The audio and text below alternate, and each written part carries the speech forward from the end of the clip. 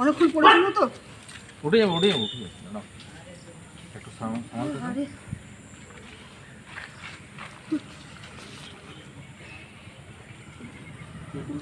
চোখ উল্টে যাচ্ছে। ও একটা আওয়াজ করছে অনেক গো গো করে, বুঝেছো তো? কিছু হয়েছে, নাহলে এরকম পড়ে যাবে না। বলা দড়িটা খুলে দাও।